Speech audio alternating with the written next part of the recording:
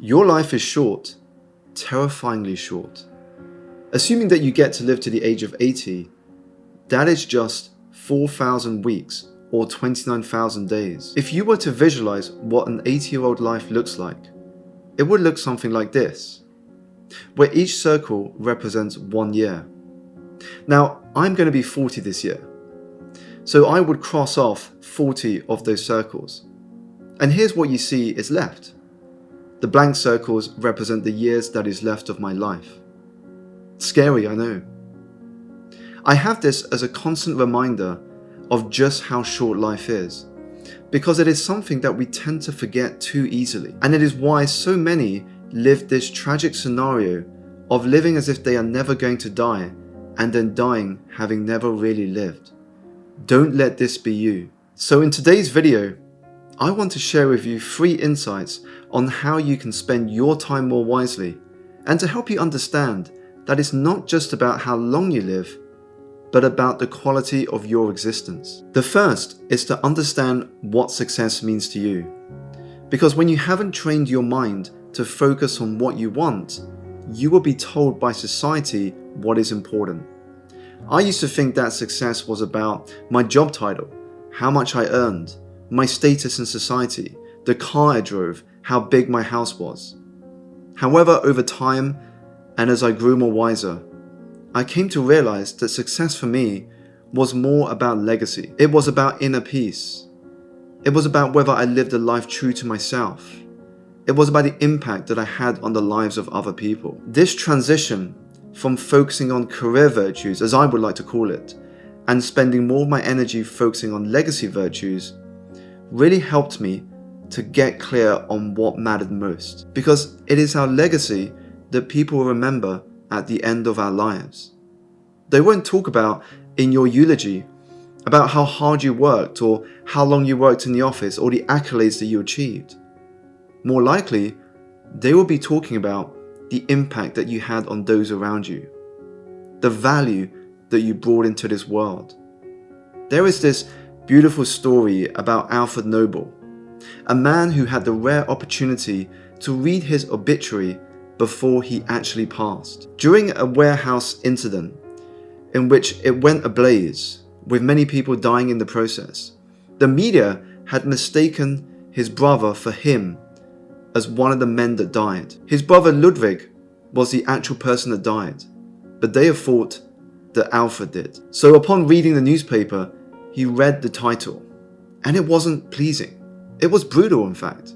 The title read, "The Merchant of Death has died." You see, Alfred Nobel made his money from dynamite and ballistics, and upon reading this title that the media had given him, he didn't like the legacy that he was leaving behind. So he had this opportunity, this rare opportunity, to change the story that he wanted to leave. He sat down and he got out his will, and he changed the contents of it.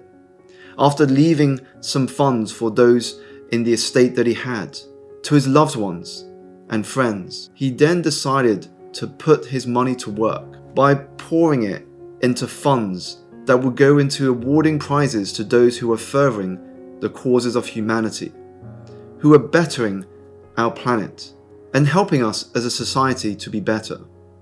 And so was born the Nobel Prizes. While you may not get the opportunity to read your own obituary, we can do an exercise that can help you understand the difference from where you are now to where you want to be. What you want to do is to write down first the obituary that you would love to read about your life. As you do so, think about these sort of questions. What would people say about the life that you had lived? What would people say about the impact that you had in the world? What would people say about the impact you had on them? And then you want to write the obituary of the life you are living now if nothing changed. If nothing changed, what would that obituary look like? And then notice the difference between the two. The difference between the obituary that you would love to have written about your life and the obituary about the current path that you are on. And then ask yourself, how are you going to change your story?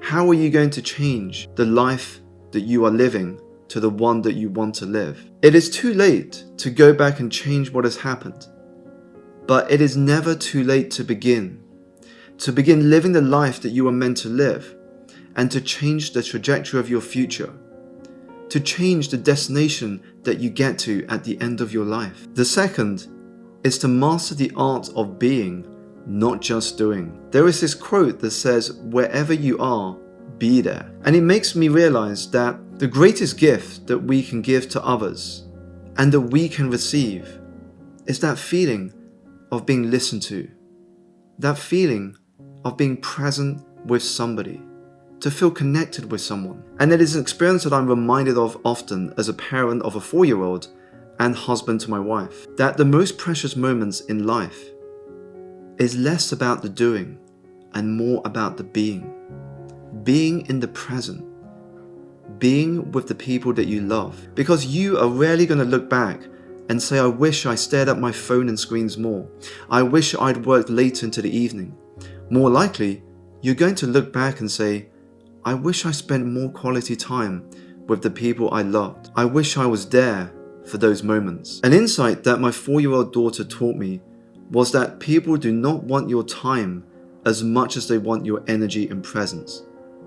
I remember asking my daughter at the end of one day of school, "What is your favorite activity?" Part of me was expecting her to say things such as going to the playground, getting presents, getting her favorite sweet or meal. But instead she replied by saying, "My favorite activity is spending time with my mum and dad." People do not want your time as much as they want your energy and presence. You may say to someone that, "Yes, I spent the whole weekend with you," but did you? Were you actually there with them? Was your energy and your presence with them during the time that you say you were with them? Because if not, then to them, you weren't really there. Remember that quote, "Wherever you are, be there." So what can you do to live more in the present moment, to live more in the now? Because that is where life is happening. When you master the art of being instead of just doing, you're able to live instead of just existing. You are able to create beautiful memories and moments instead of constantly being distracted by devices that demand your attention. The third is to be bold in living a life of purpose.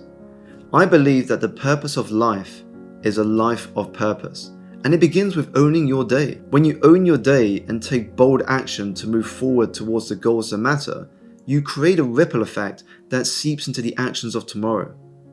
It is why I wrote in my book Energize that designing your life begins with designing your days. How can you expect to create a beautiful life if you can't even own your day? Most of us go through our weeks in which our days own us rather than us taking full ownership of our days. When you show up with a certain level of energy, what happens is you begin to attract opportunities, people and things into your life. Now I understand that fear and doubt will have a role to play. In fact, fear is one of the biggest obstacles why we don't start. The fear of the unknown, the fear of whether we are good enough, the fear of what others will think about the actions you take. You can live your life hostage to the fears you will have, but that is going to stop you from living a life that you want, a life that you desire. And all that is going to happen is that you are going to get to the end of your life filled with regret. It's why people say that the graveyard is often the richest place on earth, because it is full of the hopes and dreams that people never got to see materialize. You can take action now in being bold and not let the opinions of others hold you down. I remember when I was going through the process of writing my book, and I sat down with my publishers and we said, who would be great to ask for endorsements to support the book's release? One of the names I wrote down was that of Simon Sinek, author of books such as Start With Why, Leaders Eat Last, and The Infinite Game. I knew that he didn't endorse many books. His endorsement was rarely on the front cover of many of the books that I'd read. But I said to myself, I'm going to do it anyway. I'm going to send an email to one of his team and put a bold ask out there for his endorsement for my book. And within 3 days, he wrote back and said he would love to endorse the book. As you can imagine, I was blown away and excited to have support of such an accomplished individual. And what it taught me was this: be bold in your asks, but do not be attached to the outcome. Ask again and again and again. All you need is a couple of yeses. The more you ask, the more you get comfortable asking for things that you want out of life. Because if you never ask, guess what? You will never know. Fear and doubt will always be with you. It is the price of admission to a life of purpose. It is part of the game of personal development. Now, it can be a passenger in your car, or it can jump into the driving seat of your life. It comes down to the relationship that you have with it. If you can cultivate a healthy relationship with fear, to understand when fear is working for you and when it is working against you, you can overcome it and move beyond your comfort zone. Because nothing beats fear like practice. Nothing beats fear like practice. When you put yourself out there, when you have the courage to take action, when you have the power to collapse that gap between idea and execution, you begin showing yourself just what is possible. You begin to open your imagination to what else you could do and just how capable you actually are. If you really want to understand how powerful fear can be, have a go at this exercise. Take one limiting belief that you feel has held you back. Write down 3 things. The first is, what has this limiting belief cost you? The second is, what has this limiting belief cost you in the present? And the third is, what will this limiting belief cost you in the future if you continue to hold it? Now, once you've put your answers down to those questions, the challenge I have for you is to then reflect on what life would be like if you didn't have that belief. If you had the opposite to that belief, what would be possible for your life going forwards? You see, belief is the catalyst to action. Belief can either hold us back from our potential, or it can free us towards taking small steps towards where we know we can be, towards realizing those hopes and dreams that we have deep inside of us, and to show the world what we are made of, to share the value, gifts, and talents that we are all born with.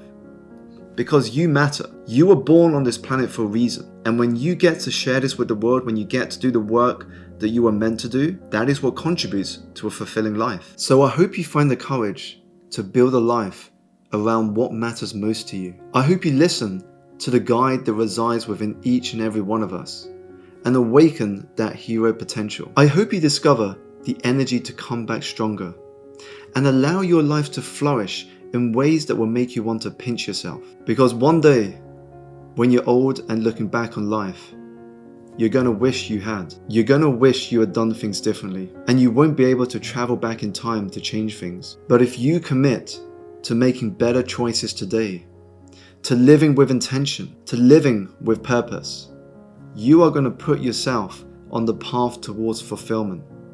You are going to be using your time more wisely to live a life that you can be proud of. If you enjoyed this video, you will also like this one. Thank you so much for taking the time to watch.